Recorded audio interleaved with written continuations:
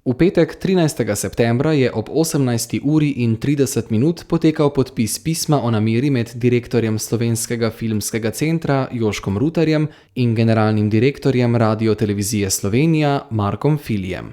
Slovenski filmski center in RTV bosta posebno skrb namenila promociji in javnemu prikazovanju slovenskega filma in audiovizualnih del, in sicer tako na območju Republike Slovenije kot v tujini. Usklajevala bosta tudi roke in pogoje javnih razpisov za sofinanciranje filmskih projektov. Slovenski filmski center in RTV bosta sodelovala pri izobraževanju poklicev za filmsko in audiovizualno dejavnost ter podpirala dejavnost Akademije za gledališče, radio, film in televizijo. RTV bo s svojimi tehničnimi uslugami in storitvami poleg denarnih sredstev sodelovala pri produkciji filmov in audiovizualnih del ter ob že obstoječi tedenski radijski oddaji preučila možnost uvedbe tematske tedenske televizijske oddaje v filmu oziroma tematskega sklopa v filmu v okviru televizijskega programa in svojega multimedijskega portala.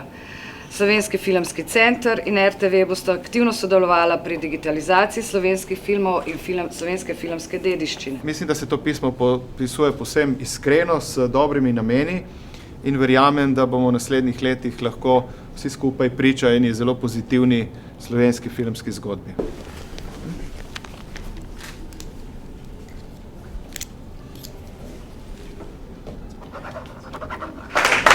Vse dobro.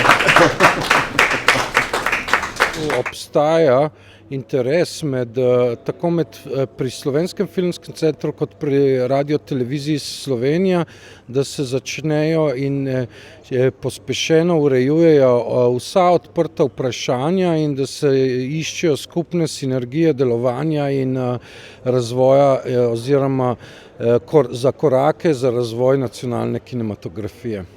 Televizija Slovenija je bila od vedno soustvarjalka slovenskega filma in si zelo želi biti to tudi v bodoče.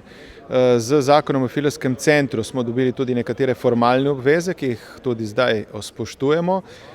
Hkrati s tem je pa seveda izražena s tem pismom o nameri tudi povsem iskrena volja, da naredimo več za slovenski prostor, v katerem deluje filmska ustvarjalnost, da poskrbimo ne samo seveda za to, da se filmi sfinansirajo, ampak da poskrbimo tudi za izobraževanje kadra in za druge pogoje, ki so prav tako pomembni za slovensko filmsko industrijo.